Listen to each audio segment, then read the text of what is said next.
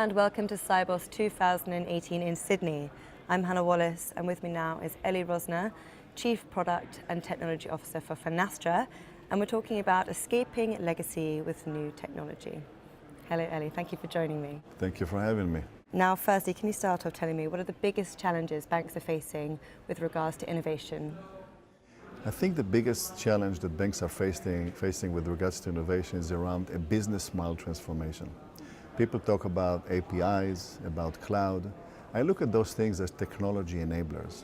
If you break it down, APIs is a means to take your legacy systems and package them in a way that they can interface with other software applications.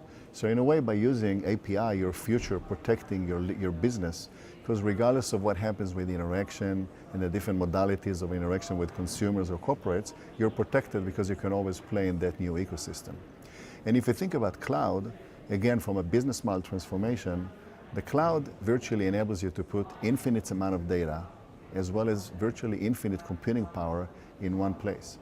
So I think that if banks focus on a business model transformation enabled by modern technologies like application programming interfaces, APIs, cloud, and taking advantage of machine learning and deep learning, virtual reality technologies over time, they will innovate much faster.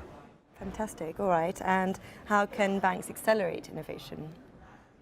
The minute the banks implement an API on top of their systems, and they start changing the mindset of thinking in an agile mindset, right? Not thinking anymore about lengthy projects that take years, thinking like a waterfall type of a process where projects last for a long time and cost many, many millions of dollars. If they change to an agile frame of mind where they fail fast, where they partner with others to create an ecosystem where not only innovation is coming from within the bank, but through partnerships with other companies that may be doing a better job in some areas that the bank doesn't have the expertise in. So it's about being open, recognizing the fact that not everything has to be invented within the bank, recognizing the capabilities of other fintechs and other technology providers like Finastra, and by that they can accelerate innovation.